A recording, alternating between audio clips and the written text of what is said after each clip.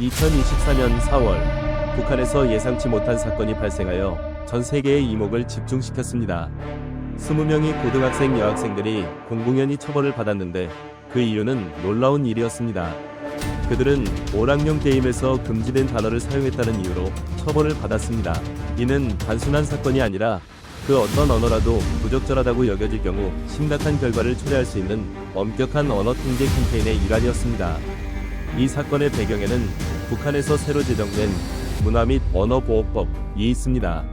이 법은 최대 사형에 처할 수 있는 처벌을 포함하고 있으며 언어를 통제하는 것뿐만 아니라 사람들의 일상적인 대화에서 사용하는 단어부터 무해한 오락까지 깊숙이 침투하고 있습니다. 북한 정부는 한국 스타일의 언어를 사용하는 것을 혁명적 이상을 배반하는 행위로 간주하고 이에 따라 처벌이 그 어느 때보다 강화되고 있습니다. 이러한 통제는 공공장소에만 한정되지 않고 학교에서도 한국어 억양이 조금이라도 섞이면 언어 단속의 대상이 될 수 있습니다. 이 정책은 사회적 위치와 상관없이 모든 사람에게 적용되며 북한 사회에서는 감시를 받는 것에 대한 두려움과 긴장이 점차 퍼져가고 있습니다.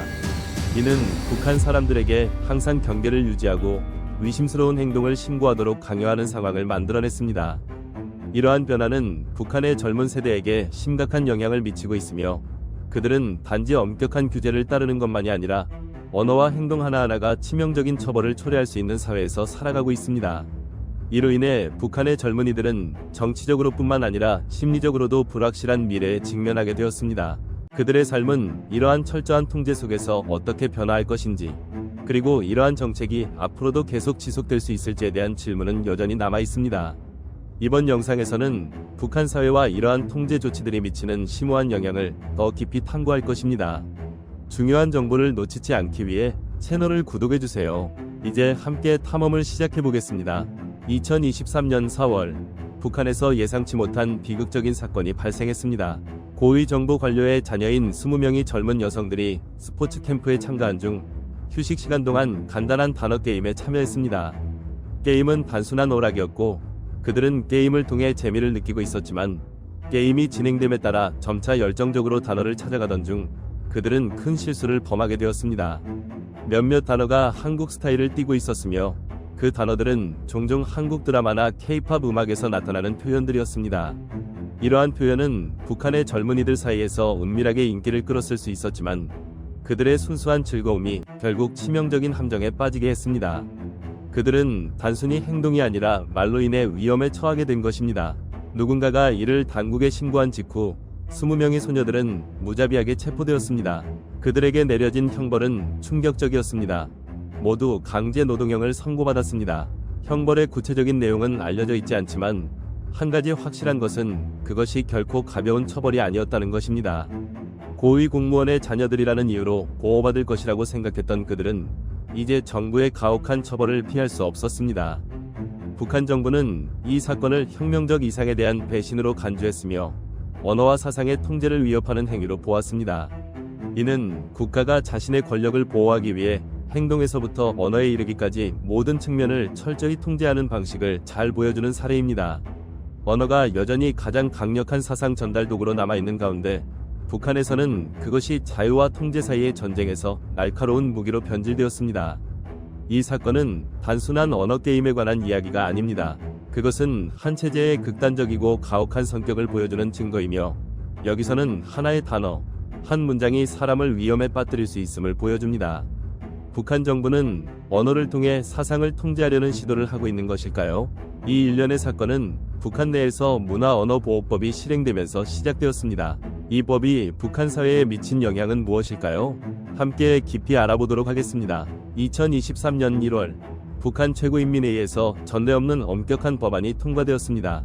그것은 바로 문화언어보호법으로 북한 정부의 철저한 통제 정책의 일환으로 국민들 사이에 큰 두려움과 불안을 일으켰습니다. 이 정책은 단순히 언어 규제를 넘어서 권력을 보호하고 어떠한 반대의 목소리도 잠재우려는 포괄적인 전략이었습니다. 이 법은 외부적인 영향을 받았다고 여겨지는 외래어를 완전히 제거하는 것을 목표로 합니다. 특히 한국어는 체제에 위협이 되는 요소로 간주되어 이를 언급하는 것조차 금지되었습니다. 그러나 법의 규정은 여기서 끝나지 않고 일상적인 대화에서뿐만 아니라 글쓰기나 미디어를 통한 모든 형태의 언어 사용을 포함합니다. 단 한마디, 단 한 글자가 잘못 사용되면 평범한 사람이라도 범죄자로 간주될 수 있습니다. 이 법에 따르면 한국어 스타일의 단어를 사용하는 사람은 최대 6년이 강제 노동형에 처해질 수 있습니다. 그러나 가장 두려운 것은 심각한 상황에 처하면 처벌이 더욱 가혹해질 수 있다는 것입니다. 그 경우에는 무기노동형 또는 사형에 처해질 수 있습니다. 이는 사람을 절망적인 상황에 몰아넣을 수 있는 형벌입니다. 하지만 처벌은 개인의 행동에만 국한되지 않습니다. 이러한 단어를 가르치거나 퍼뜨리는 사람들도 처벌을 받게 되며 그 처벌은 최소 10년의 강제 노동형입니다. 또한 이들의 최고형은 사형에 이를 수 있습니다. 비정통적, 언어를 퍼뜨리는 모든 행동은 개인과 그 가족에게 큰 위험을 초래할 수 있으며 이는 생존 자체를 위협하는 상황을 만들 수 있습니다. 2023년 1월, 북한은 문화언어보호법을 제정하며 전례 없는 언어 통제 전략을 시행했습니다. 이 법은 겉보기에 해롭지 않은 요소, 그러나 엄청난 영향을 미칠 수 있는 한국어를 겨냥하고 있습니다. 외래어라고 불리는 이 단어들은 단순히 외국에서 유래한 어휘일 뿐만 아니라 북한 정부에 대한 위협으로 간주되고 있습니다. 특히 이 단어들이 한국의 대중문화, 특히 한국 드라마와 K-팝과 결합되면서 북한 젊은 세대의 생활에 강하게 침투하게 되었습니다. 그렇다면 왜 북한 정부는 이러한 단어들을 체제의 존재에 대한 위협으로 여길까요? 문제는 언어에만 국한되지 않습니다. 그보다 더 중요한 것은 사상 전쟁입니다. 한국 드라마와 K-팝 음악이 북한에 유입되면서 그 안에는 자유로운 사회에 대한 이미지를 담고 있습니다.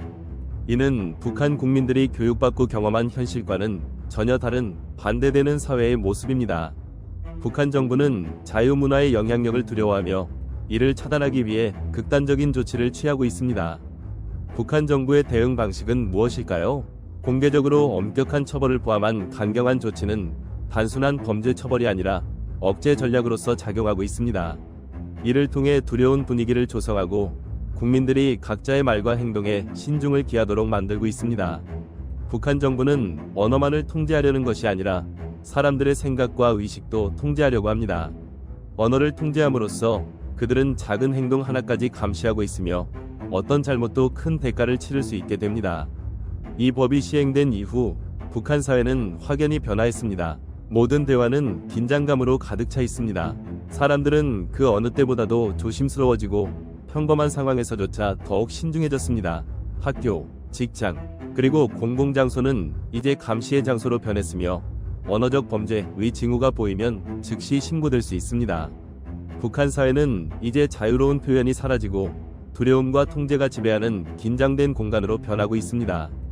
누구도 예상하지 못했겠지만 단순히 언어 사용이 사회에서 생과 사를 결정짓는 요소가 될 수 있다는 사실은 놀라운 일입니다. 그러나 북한에서는 매우 단호하고 극단적인 언어 정책이 시행되고 있으며 이 정책은 단지 언어를 통제하는 것에 그치지 않고 사회 내에서 발생하는 모든 생각과 미묘한 파장을 통제하려는 목적을 가지고 있습니다.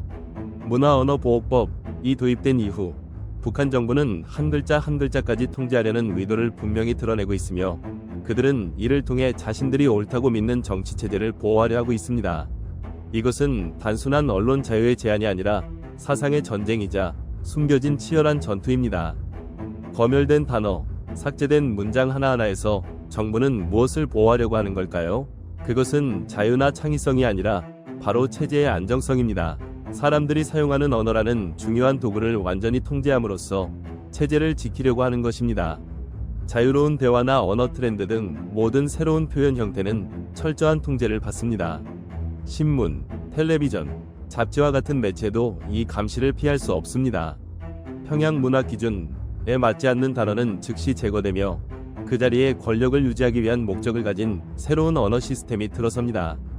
이것은 단순히 언어의 강요에 그치지 않고 정부가 사람들의 마음속 깊은 곳까지 영향을 미치려는 방식입니다.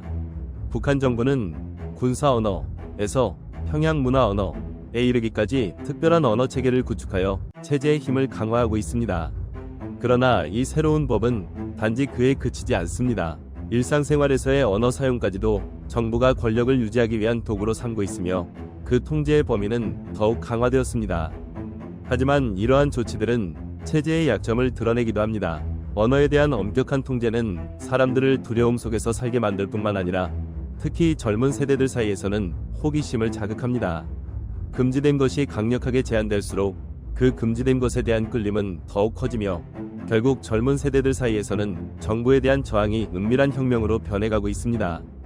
우리는 북한 정부가 이렇게 언어를 통제함으로써 체제의 안정을 유지할 수 있을지 의문을 가질 수밖에 없습니다. 아니면 통제가 강화될수록 사람들이 그 장벽을 넘어 외부 세계와 연결하려는 방법을 찾을까요? 분명한 것은 평양문화언어보호법, 이 단순한 언어 통제 전략이 아니라 이 정부의 권력과 존재를 둘러싼 끊임없는 싸움이라는 점입니다. 북한의 거리에서 젊은이들의 즐거운 대화 속에서 숨길 수 없는 불안감이 퍼지고 있습니다. 순수한 말 뒤에는 극히 엄격한 언어 감시 시스템이 숨어 있어 모든 말이 잠재적인 위험이 됩니다. 평양문화언어보호법이 시행된 이후 이상하고도 두려운 현상이 나타났습니다. 바로 단어 사냥입니다. 정부뿐만 아니라 시민들조차 자신들의 말 한마디, 한 문장을 감시하고 있습니다. 한마디가 틀리거나 이상한 단어가 사용되면 즉시 신고될 수 있으며 그 처벌은 예측할 수 없습니다. 특히 한국 문화에 영향을 받기 쉬운 젊은 세대는 이 사냥이 주요 타깃이 됩니다. 청년연맹의 한 관계자는 이 젊은이들이 새로운 언어 트렌드에 쉽게 휘말리기 때문에 그들의 말은 모두 면밀히 검토되고 감시된다고 말합니다. 서로를 감시하는 사회의 모습은 점점 익숙해져서 상상하기조차 어려울 정도입니다. 일상생활 속에서 누구나 정부의 감시 눈이 될 수 있으며 이웃, 동료, 심지어 가족까지도 감시자의 역할을 하게 됩니다. 어디서나 들리고 보이는 눈과 귀에 둘러싸인 기분은 대화 하나하나가 긴장되고 숨 막히게 만듭니다. 한 대학생은 비밀리에 이렇게 말했습니다. 이메일이나 소셜미디어도 모두 감시되고 있어요. 가끔 숨을 쉴 수 없는 기분이 들죠. 그의 눈빛 속에는 말로 표현할 수 없는 불안이 담겨 있었고 마치 그가 쓰는 모든 글이 함정이 될 수 있다는 듯한 느낌이었습니다. 금지된 단어 목록은 점점 더 길어지고 있으며 사랑해, 나, 언니 예쁘다 와 같은 한국 문화의 달콤하고 친밀한 표현들조차 제한 목록에 포함됩니다. 외래어 역시 예외가 아니면 예를 들어 문을 두드리다 라는 평범한 행동도 손짓 신호 라는 표현으로 대체되어야 합니다. 이러한 복잡한 규정들은 사람들이 일상에서 언어를 사용할 때 혼란스럽고 불안하며 결국 두려움을 느끼게 만듭니다. 이는 단순한 언어와의 싸움이 아니라 생각의 통제, 사람들의 마음을 다루는 싸움입니다. 북한 정부는 국민들이 무엇을 말하는지를 통제할 뿐만 아니라 그들이 무엇을 생각하는지까지 통제하려 하고 있습니다. 왜냐하면 그런 사회에서 언어는 유일하게 생각을 반영하는 수단이기 때문입니다. 규제가 엄격해질수록 호기심과 저항은 더욱 강해지며 특히 젊은 세대는 자신이 말할 수 있는 것과 실제로 말하고 싶은 것 사이의 차이를 점차 인식하게 됩니다. 언어 통제가 철저한 사회에서 충격적인 사건이 일어나며 극도의 두려움을 불러일으켰습니다. 고위 공직자들의 딸들이 단어 연결, 게임에 참여한 이유로 구금된 사건은 거리를 가득 채운 긴장감을 불러일으켰습니다. 이 사건은 아무도 안전하지 않으며 작은 걸음이나 무심한 말 한마디도 감시에서 벗어날 수 없다는 느낌을 강하게 줍니다. 한때 자유와 창의성의 상징이었던 젊은이들의 얼굴에 떠오르던 순수한 미소는 이제 사라지고 그 자리를 의심과 혼란의 눈빛이 채우게 되었습니다. 엄격한 언어 규제로 인해 특히 젊은 세대가 새로운 문화 트렌드를 접할 기회가 거의 사라진 것 같습니다. 그들의 세계는 점점 좁아지고 모든 개성과 창의성은 침묵 속에 묶여있는 공간만이 남았습니다. 이는 단순한 언어 통제가 아니라 생각의 자유에 대한 공격이며 혁신과 발전의 씨앗이 자라기도 전에 짓밟히고 있다는 것을 의미합니다. 한 유명한 심리학자는 지속적인 감시 속에서 생활하는 것의 심각한 결과에 대해 경고했습니다. 사람이 항상 감시받고 있다고 느낄 때 심리적 문제가 피할 수 없습니다. 실제로 젊은 세대의 스트레스와 불안에 대한 불만이 점점 더 증가하고 있습니다. 그러나 사람들이 놀라게 된 점은 정부가 원하던 것과는 정반대의 반응이 일어나고 있다는 사실입니다. 엄격한 통제는 오히려 젊은 세대의 호기심을 더 자극하고 있습니다. 금지될수록 더 알고 싶어져요. 한 대학생이 한숨을 쉬며 말했습니다. 겉으로는 순응하지만 내면에서는 강한 반항심을 키워가고 있습니다. 단어 사냥은 단순히 언어와의 싸움이 아니라 각 개인과의 싸움이기도 합니다. 사회 속에서 점점 금이 가기 시작하면서 사람들 간의 신뢰는 더 약해지고 있습니다. 자유로운 대화는 이제 사회생활에서 필수적인 부분이었던 반면 현재는 말 한마디마다 불안과 조심스러움이 담기게 되었습니다. 이는 자유사회의 발전과 생명력에 대한 거대한 장벽이며 존재하고 발전하기 위해서는 소통과 공유, 창의성이 필수적입니다. 북한의 젊은 세대는 답답한 사회 속에서 개성과 창의성을 표현할 수 있는 길을 찾아내고 있습니다. 평양의 좁은 골목을 지나면 주의 깊게 보면 비밀스럽게 모여있는 청년들을 볼 수 있습니다. 하지만 그들이 하는 일은 평범한 대화나 가벼운 수다거리가 아닙니다. 그들이 하는 일은 실제로 충격적입니다. 음악이 흐르지만 그것은 전통적인 북한 음악이 아니라 바로 K-팝입니다. 활기차고 리듬감 넘치는 외부 세계의 노래들이 울려 퍼지고 있습니다. 북한 정부가 한국 문화와의 모든 접촉을 금지했지만 한국의 음악과 영화에 대한 열정은 여전히 몰래 그들의 길을 따라 흐르고 있습니다. 한국의 영화와 음악을 담은 USB는 북한의 젊은 세대가 갈망하는 자유롭고 새로운 세상의 이미지를 접할 수 있는 생명선이 되어가고 있습니다. 한 탈북자는 이렇게 말했습니다. 우리는 그 위험을 잘 알고 있지만 외부 세계에 대한 호기심을 참을 수 없었어요. 그래서 추격을 당하더라도 그들은 여전히 드라마, 사랑의 불시착이나 이태원 클라스와 같은 영화를 서로 전하며 전혀 다른 사회에서 사람들이 자신의 방식대로 살고 사랑하는 모습, 자유와 개성이 억제되지 않는 사회를 엿보고 있습니다. 더 놀라운 점은 북한의 젊은 세대들이 사용하는 언어도 변하고 있다는 것입니다. 오빠, 언니, 사랑해요와 같은 한국 문화와 연관된 단어들이 그들의 대화에서 점점 더 많이 사용되고 있습니다. 비록 이런 단어들은 사용이 금지되었지만 젊은 세대는 여전히 이를 대화에 삽입하려 하며 이는 정부의 언어 통제에 대한 부드러운 저항의 표시로 볼 수 있습니다. 엄격한 규제 속에서도 새로운 문화의 물결이 북한 사회의 한가운데에서 조용히 성장하고 있다는 것은 부인할 수 없습니다.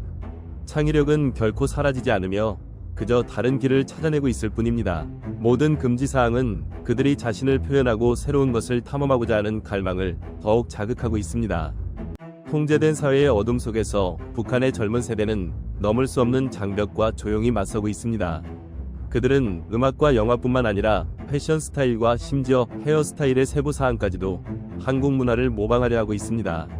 정부가 엄격한 금지 명령을 내리며 강경하게 대응하고 있음에도 불구하고 K-팝의 매력과 자유롭고 개성있는 한국 사람들의 삶은 여전히 멈추지 않고 있습니다. 실제로 2020년 12월 북한은 반동 사상 및 문화 제거법을 발표했습니다.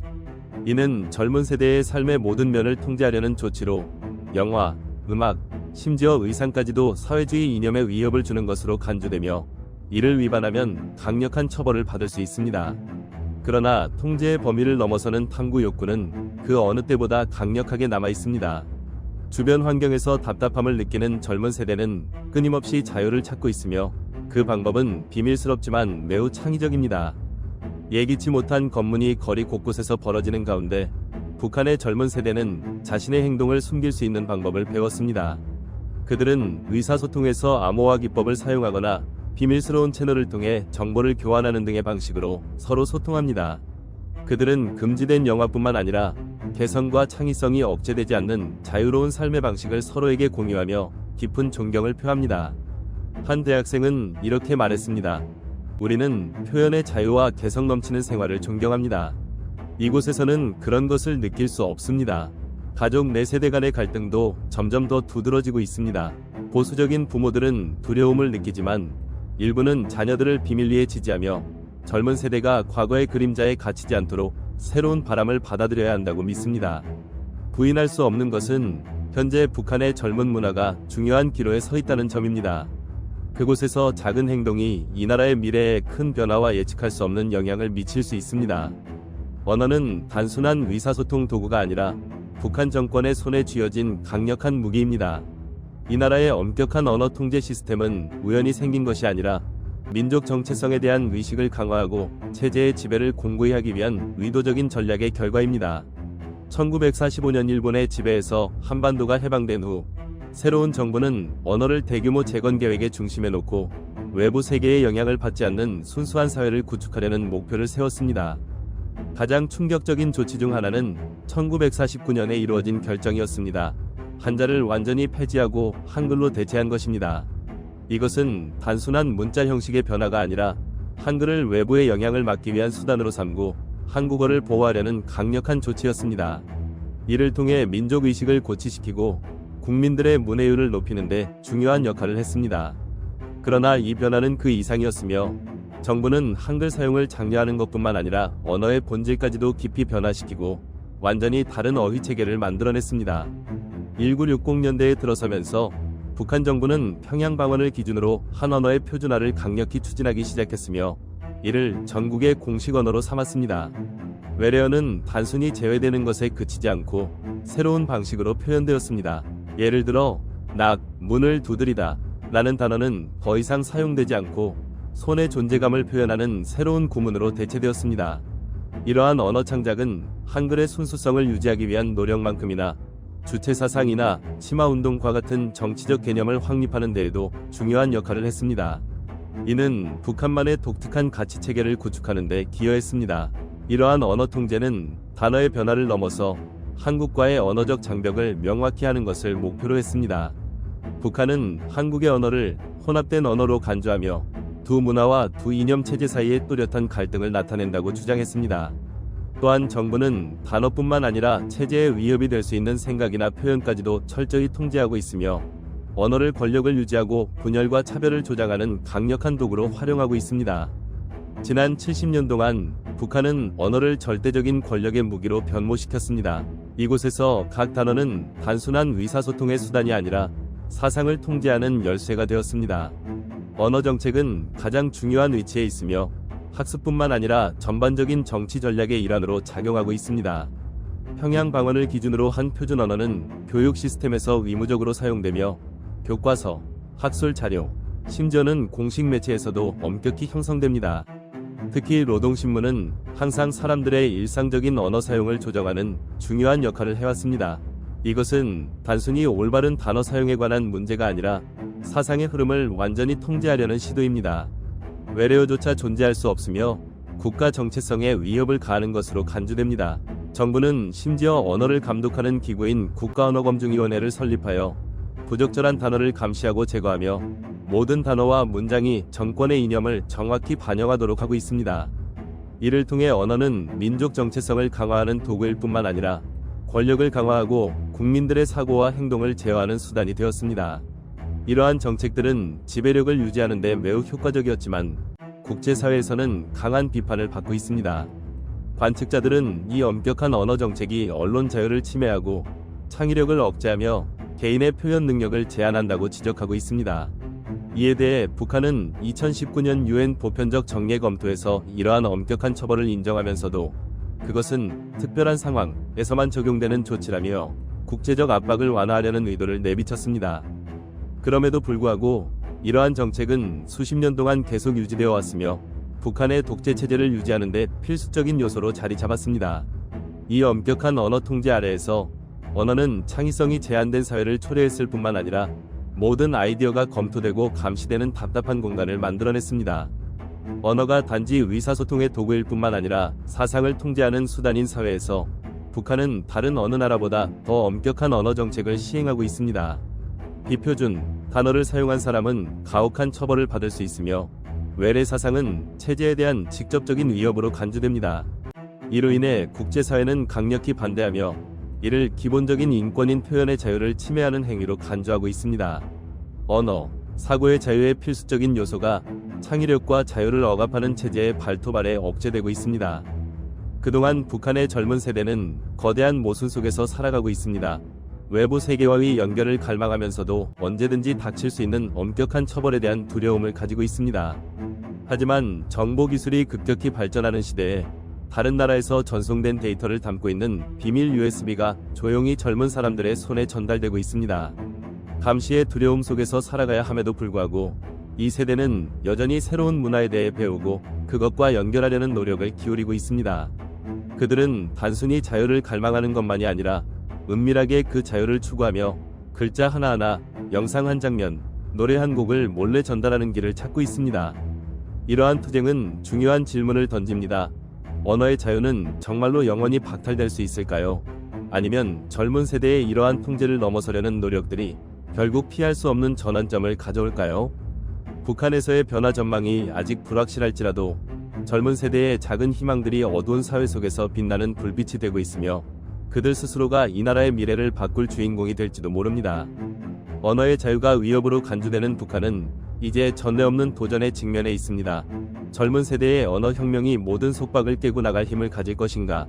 아니면 그들은 계속해서 보이지 않는 통제의 그림자 속에서 살아가게 될까요? 앞으로도 이 나라에 관한 흥미롭고 신비로운 소식들을 계속해서 지켜봐 주세요.